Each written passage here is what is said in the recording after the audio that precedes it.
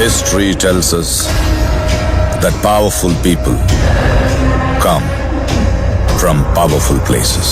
History was wrong. Powerful people make places powerful.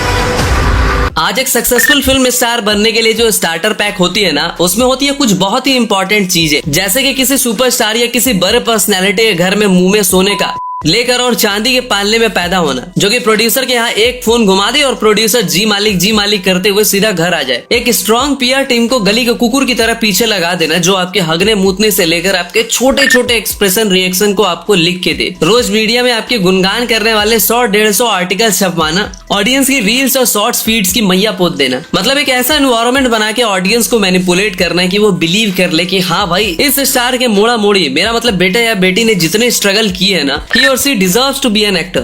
ये फंस गया। लेकिन फिर आते हैं कुछ ऐसे मोटिवर लोग जो ना सिर्फ अपना और अपनी फैमिली का, बल्कि अपनी पूरी इंडस्ट्री और पूरी कंट्री को प्राउड फील कराते हैं। और आज हम वैसे एक स्टार के बारे में थोड़ी सी चर्चा करने वाले हैं, जिनके पापा BMTC की बसेस चलाते थे और जब 12 पास करे घर से वो बंदा निकला तो उसके सामने एक ही शर्त रखी गई, अगर तू वापस लौटा तो अपने फिल्मी कीड़े को मार कर ही वापस आना। 300 रुपए लेकर घर से निकला एक आम लड़का, जिसे आज कहते हैं मैस्कुलिनिटी की पहचान, जिसकी फिल्म के सामने सीधा झुक जाते हैं superstars like Shahrukh Khan, cinema mafia जैसे भेड़ियों के बीच जिसने खुद बनाई अपनी पहचान। हम बात कर रहे हैं the one and only Rocky भाईजान। आप ये बताओ कि कन्नड़ा इंडस्ट्री को KGF से पहले कितने ही लोग जानते थे, और यश को नॉर्थ तो छोड़ो, साउथ में भी सैंडलवुड के अलावा कोई नहीं जानता था। लेकिन KGF फ्रेंचाइज से पूरी इंडिया की ऑडियंस के दिलों में प्लॉट रजिस्ट्री करा चुके रॉकिंग स्टार यश की पिछले 3 साल में कोई और फिल्म नहीं आई। उससे भी बड़ी बात यह है कि जहाँ एक्टर्स की अगर 1 साल में कोई फिल्म ना आए तो वो इररिलेवेंट होने लगते हैं। भाई प्रोड्यूसर्स का फोन उठाना तक बंद हो जाता है। वहीं यश की 3 साल से कोई भी एक फिल्म ना आने के बाद उनकी किसी भी फिल्म की छोटी से अनाउंसमेंट और यूट्यूब पे वीडियो की बाढ़ आ जाती है। हर जगह उसी की बात होने लगती है। प्रभास को भी बाहुबली के बाद ट्रोलिंग और हेट का सामना करना पड़ता है। उनकी करियर की गाड़ी पे भी फ्लॉप के झटकों से डेंट आ चुकी होती है। लेकिन जब एक एक्ट्रेस यश की इंसल्ट करने की कोशिश करती है तो उसे इंडस्ट्री से बैन कर दिया जाता है। यश की अनब्रेकेबल स्टारडम को डिकोड करने के अलावा हम आपको ये भी बताएंगे कि यश की upcoming line-ups Prabhas, Salman Khan, Aamir, SRK से बड़ी होने वाली है या फिर उनकी अपकमिंग लाइनअप्स KGF जैसी एक्सपेक्टेशन फुलफिल नहीं कर पाने वाली है। तो वर्ल्ड इज माय टेरिटरी कहने वाले रॉकी भाव के अपकमिंग फिल्मों और उनके टाइटेनियम से बनी अनब्रेकेबल स्टारडम को करते हैं डिकोड। तब तक आप वीडियो को लाइक कर दो, क्योंकि बॉक्स ऑफिस पे जल्द होने वाला है यश की फिल्मों का विस्फोट। फिल्म इंडस्ट्री में बिना किसी नेपो किड वाली स्टार्टर पैक, गॉडफादर की सेफ्टी बेल्ट के बावजूद इंडियन सिनेमा के CEO के बेताज बादशाह का ख्वाब शायद यश ने सपनों में भी नहीं देखा होगा, जो अपनी इंडस्ट्री की सबसे ज्यादा 1250 करोड़ के कलेक्शन करने वाली एक पैन इंडिया फिल्म देगा। क्योंकि एक टाइम ऐसा भी होता है जब यश के पास 2 टाइम का ढंग का खाना और सिर के ऊपर छत भी नहीं होती। I went there, I stayed in a bus stand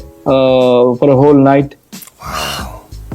The place where, because there I had to decide whether to go home or to stay. So, इस वीडियो को भी हमने 2 पार्ट्स में डिवाइड किया है। First the indestructible stardom of Yash and second his upcoming lineups. तो सबसे पहले बात करते हैं कि यश ने इस तरह की अनब्रेकेबल स्टारडम क्रिएट कैसे की। तो 16th ईयर की एज में ही फिल्म इंडस्ट्री में सीधा हीरो बनने के लिए 300 रुपए जेब में लेकर निकले यश। जब बेंगलुरु पहुंचे तो पहुंचते उन्हें भी डर लगा, लेकिन लाइफ में प्लान B का कोई ऑप्शन तो था नहीं, क्योंकि पेरेंट्स ने बोल रखा था कि अगर वापस आना हो तो अपना फिल्मी भूत बाहर छोड़ के ही आना, क्योंकि उनके पेरेंट्स को लगा था कि बच्चा है, 1 हफ्ते में वापस आ जाएगा। Okay, जाओ, but if you come back, we will never let you go again to mine. They thought I'll come back, but I didn't. और आपको तो पता ही होगा कि चाय बेचने वाले लोग बड़े खतरनाक होते हैं, कब क्या कर देते हैं किसी को पता ही नहीं होता। तो यश भी कहाँ मानने वाले थे, तो इन्होंने बैक स्टेज में सबसे पहले चाय पानी पहुंचाने से ही अपने करियर की स्टार्ट की। इसके अलावा डिलीवरी बॉय का भी काम किया। छोटे मोटे काम करने के बाद जब उन्हें एज असिस्टेंट डायरेक्टर काम करने का मौका मिला तो पैसे ना होने की वजह से प्रोड्यूसर्स ने बैकआउट कर लिया और हो गया फिल्म का पैकअप। और यश को काम करने के बाद भी 1 भी रुपए नहीं मिले। इस संघाली में यश ने बस स्टैंड पर भी रात गुजारी। फिर भी उन्होंने as a backup actor, dancer, cinema के इर्द गिर्द होने वाले काफी सारे काम किए और इसी टाइम इन्होंने बैचलर ऑफ आर्ट्स की डिग्री भी ली। और साल 2005 में पहली बार इन्हें टीवी में आने का मौका मिला टेली सीरियल नंदा गोकुला से। इसके अलावा इन्होंने TN सीताराम जैसी सीरियल भी की और इसी जगह इन्हें अपनी फ्यूचर वाइफ राधिका पंडित भी मिली। आगे चलकर 2016 में secretly they got married in Goa. मतलब यश की लाइफ जर्नी सुशांत सिंह राजपूत से काफी सिमिलर है, जहाँ दोनों ने ही टीवी सीरियल से स्टार्ट किया, फिर फिल्मों में गए। Even they got their first love on the set of TV serial as well, but unfortunately SSR Yash की तरह सर्वाइव नहीं कर कर पाए। यस एक ऐसे सुपरस्टार बने जिसका ना कोई गॉड फादर था, ना ही किसी ने उन्हें लॉन्च किया था। इवन जब टीवी सीरियल के टाइम पर उन्हें 7 फिल्में ऑफर हुई तो उन्होंने स्क्रिप्ट पढ़ने की डिमांड कर दी, जो बात मेकर्स को बिल्कुल ही पसंद नहीं आई। उन्होंने सोचा कि एक नया एक्टर होकर इतना एटीट्यूड, मतलब इसे स्क्रिप्ट जाननी है, पता करना है कि इसे कौन सा रोल ऑफर हो रहा है, और इवेंचुअली इसी रीजन से इन्हें इन सारी फिल्मों से हाथ धोना पड़ा। लेकिन भाई अगर आपके अंदर जज्बा हो और एक क्लियर गोल हो तो लोग पहाड़ तोड़ के भी रास्ता बना ही लेते हैं। तो 2007 में यश को फिल्म मिली जमदगा होडुंगी। इतने सालों के इंतजार की वजह से इस छोटे से रोल में उन्होंने जो जान फूका कि इस फिल्म के लिए इन्हें film fair award for best supporting actor का अवार्ड भी मिला। इसके बाद 2007 से 2010 तक यश ने मोगिन्ना मनोसू, कल्लारे संते, गोकुला, थमासु मॉडल आसला और रॉकी जैसी फिल्में की। और मोगिन्ना मनासू में इन्होंने अपनी फ्यूचर वाइफ राधिका पंडित के साथ भी काम किया। सिर्फ 3 करोड़ के बजट में बनी ये फिल्म बॉक्स ऑफिस पर 17 करोड़ का मैसिव कलेक्शन करती है, और यश की इस दूसरी फिल्म से उन्हें कन्नड़ा इंडस्ट्री में थोड़ी पहचान मिलने लगती है। वैसे तो 2008 में पहली बार यश को लीड रोल मिलता है फिल्म रॉकी में, लेकिन 5 करोड़ की ये फिल्म बॉक्स ऑफिस पर धड़ासाई हो जाती है। लेकिन यश को एक नया नाम मिलता है इसी फिल्म से, एज रॉकी भाई। सो आई एम ग्लैड दैट मुझे ओवरनाइट सक्सेस नहीं मिला और मेरा लॉन्च नहीं हुआ।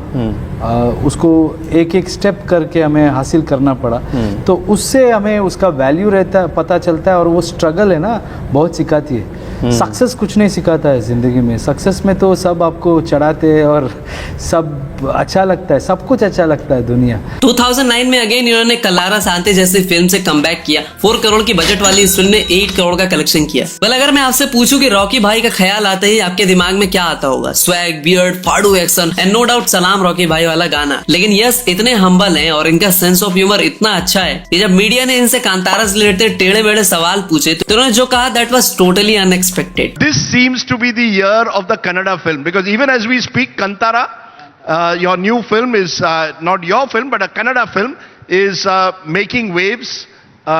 High praise, and again a low budget film that's making a lot of money.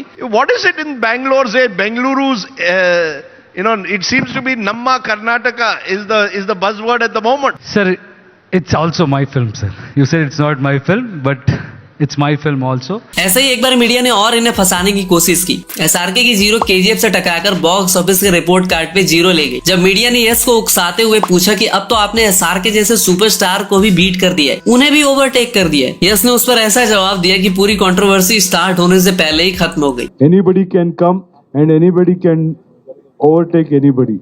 So every Friday is a new thing, and I can't say I've overtaken anybody. Shah Rukh is a wonderful actor, and I'm a big fan of Shah Rukh Khan. It's just that the film is different, and film would have done well. So I can't say that I have overtaken him. He is King Khan and he will be King Khan. 2011 से 2015 तक yes की राजधानी, किरातका, lucky, जानू, googly, Raja Holi, mister and Mrs Ramachari जैसी काफी सारी फिल्में आई, जिसमें से जानू, गज Kesari, googly, mister and Mrs Ramachari masterpiece फिल्में रही और इन्हें हिंदी में भी डब किया गया। ये सारी ही फिल्में हिट या सुपर हिट साबित हुई। 2014-15 तक यस कन्नड़ा इंडस्ट्री के सुपरस्टार बन गए। मतलब किसी ने सोचा नहीं था कि एक चाय पानी पहुंचाने वाला लड़का एक दिन इतना बड़ा सुपरस्टार बनेगा। और इवन इस टाइम तक भी यस के पापा बीएमटीसी की बस चलाया करते थे। यस ने अपने एक इंटरव्यू में खुद बताया कि आज अगर वो इतने डिसिप्लिन्ड और हार्ड वर्किंग है तो इसके पीछे पूरा क्रेडिट उनके पापा को जाता है।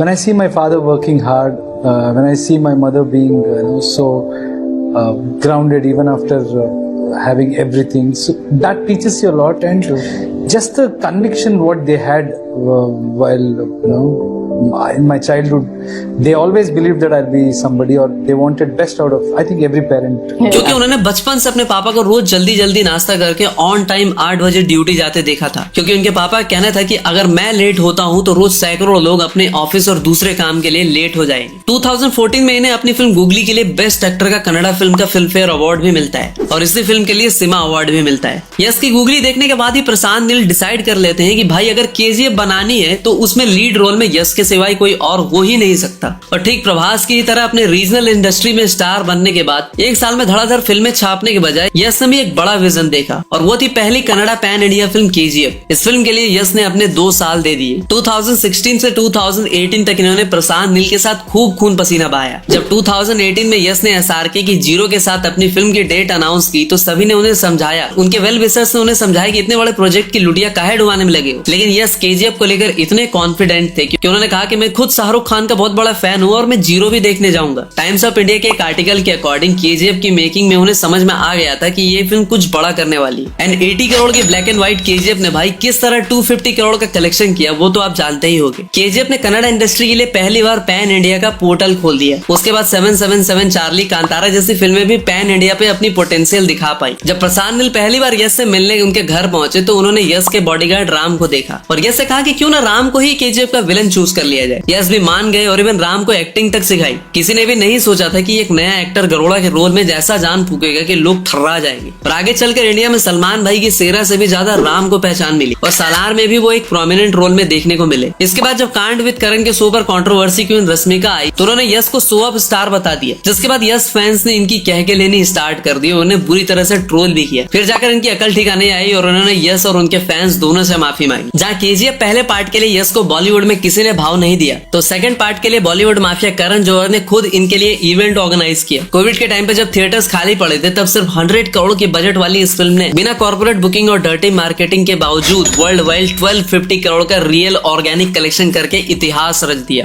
केजीएफ 2 के लिए यश ने केजीएफ 1 के अकॉर्डिंग 5 टाइम्स से ज्यादा फीस ली। श्रीनिधि जैसे एक्ट्रेसेस को भी केजीएफ के बाद 7 फिल्मों का ऑफर आया, लेकिन यश को देखते हुए उन्होंने सारी फिल्मों को इनकार कर दिया और सिर्फ केजीएफ 2 को समय दिया। केजीएफ 2 के लिए लोग इतने ज्यादा एक्साइटेड थे कि लिटरली मोदी जी से लेटर लिख के डिमांड की गई कि भाई केजीएफ 2 के रिलीज डेट पर नेशनल हॉलिडे होना चाहिए। पब्लिक यही नहीं रुकी, यश के साथ नेपो किड्स को कंपेयर करके उन्हें भी ट्रोल करने लगी। Nepotism, according to me, is not about some actor's son or some producer's son coming into industry. It's not about that. It's about them trying to put others down. KGF 2 के बाद यश के अंदर stardom का घमंड आने के बजाय उनके अंदर और भी ज्यादा हम्बलनेस देखने को मिली। केजीएफ 2 के बाद बेंगलोर के एक इवेंट में यश और बाकी स्टार जब पहुंचे तो वहां पर अप्रोक्स 700 लोग प्रेजेंट होते हैं और वो सारे लोग यश के लिए ही वहां पर गए होते हैं। जब बाकी सारे सेलिब्रिटीज वहां से चले जाते हैं तब भी वो 700 लोग वहां पे प्रेजेंट होते हैं बिकॉज वो लोग तो अपने बिलव्ड रॉकी भाई को देखने आए होते हैं। इसी को देखते हुए इवेंट ऑर्गेनाइजर यश से रिक्वेस्ट करते हैं कि प्लीज आप इन लोगों के साथ एक ग्रुप ही ले लीजिए। यश अपने फैंस के ओवरवेलमिंग रिस्पॉन्स को देखते हुए जो करते हैं वो सबको चौंका कर रख देती है। यश कहते हैं कि नहीं, मैं ग्रुप ही नहीं लूंगा, मैं इन 700 लोगों के साथ एक एक करके सेल्फी लूंगा। और ये सिनेमा के हिस्ट्री में शायद ही किसी दूसरे स्टार ने पहले किया था। India's #1 superstar is giving single pics for every guy, every individual.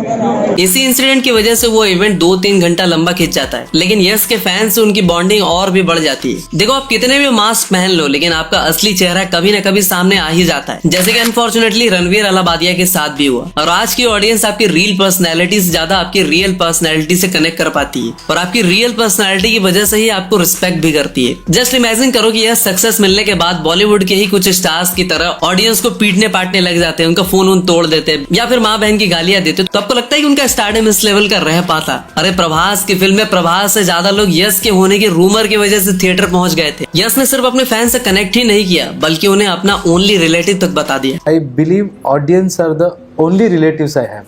Sweet. Okay? Because they are not biased. Yeah. They have supported me. See, like this market also, they have accepted my work. They don't know who I am. In the chapter 1, they never asked me where have you come from, which caste do you belong to, which religion do you belong to, or how much money you have, who is backing you. Nothing. They come inside theater, they watch your work. If they like it, then they call you a star. They celebrate you. इसके पीछे भी एक बहुत बड़ा reason है। यश के relative compare to them थोड़े अमीर होते हैं और जैसा कि हमारे इंडिया में होता है कि अक्सर हमारे अमीर रिलेटिव्स हमें और हमारे पेरेंट्स को नीचा दिखाने, उनकी बेइज्जती करने का कोई भी मौका नहीं छोड़ते। इसलिए जब यश बेंगलोर जाते हैं तो उनके पेरेंट्स उन्हें स्ट्रिक्टली समझाते हैं कि भैया किसी भी रिलेटिव के यहाँ मत चले जाना। इसलिए जब यश स्टार बनते हैं तो वो अपने किसी भी रिलेटिव से कोई कनेक्शन नहीं रखते, क्योंकि सीधी सी बात है कि जो अपने स्ट्रगल डेज में आपके साथ खड़ा है वही आपका असली रिलेटिव है। जिस तरह बॉलीवुड में एक टाइम पर हीरो के स्टाइल को लोग ब्लाइंडली फॉलो कर देते हैं, ये कल्चर कहीं ना कहीं ऑब्सोलेट हो चुका था। लेकिन रॉकी भाव के ग्रे कैरेक्टर से यूथ इतने ज्यादा इन्फ्लुएंस्ड हो जाते हैं कि एक टाइम पे बियर्ड रखने वालों को गुंडा मवाली समझा जाता था, वही इस फिल्म के बाद बियर्ड और लंबे बाल एक ट्रेंड बन जाता है। और जहाँ बाकी स्टार्स की एक फिल्म में क्या हिट हो जाए वो 40-50 इंटरव्यू दे देते हैं, वहीं यश की फिलॉसफी थोड़ी सी अलग है। इसी के बारे में जब फेमस क्रिटिक अनुपमा चोपड़ा जी उनसे पूछती हैं तो यश बड़े ही कैंडिड और क्लोज एंडेड आंसर देते हैं। After this massive blockbuster, you didn't give 30 interviews, okay? You didn't post creatives talking about box office, which is a very unique way to approach stardom. Why have you chosen this?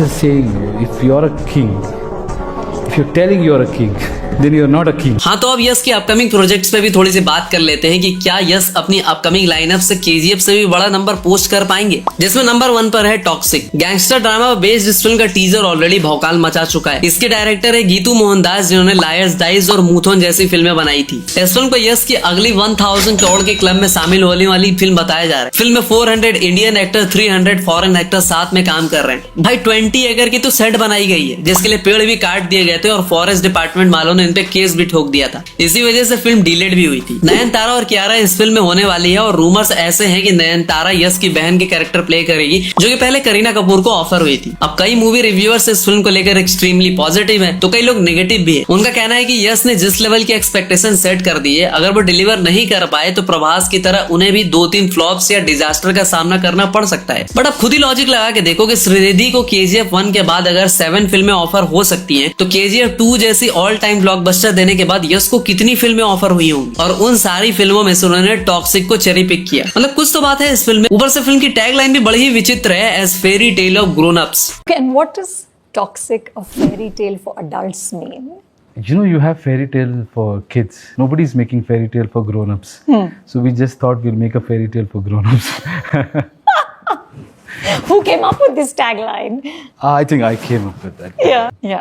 Film वैसे तो आने वाली थी 10 अप्रैल 2025 को, लेकिन अनिश्चित काल के लिए अभी से पोस्टपोन कर दिया गया और मेकर्स नेक्स्ट डेट अक्टूबर से दिसंबर के बीच ढूंढ रहे हैं। सेकंड नंबर पे आती है रामायण पार्ट 1। जब इस फिल्म की अनाउंसमेंट हुई थी तो इस फिल्म में रणवीर एस श्रीराम और यश को एज अ रावण प्ले करेंगे। तभी से ऑडियंस गले फाड़ फाड़ के चिल्लाने लगी थी कि मेकर्स ने फिल्म का भांग भरोसा कर दिया, क्योंकि सब यश को एज अ श्रीराम देखना चाहते थे। लेकिन उल्टा यश ने ये कन्फेस किया कि उन्होंने जानबूझकर रावण का कैरेक्टर ही चूज किया। Also, of course, want to talk about Ramayana. Casting you as Ravan for me is just a masterstroke.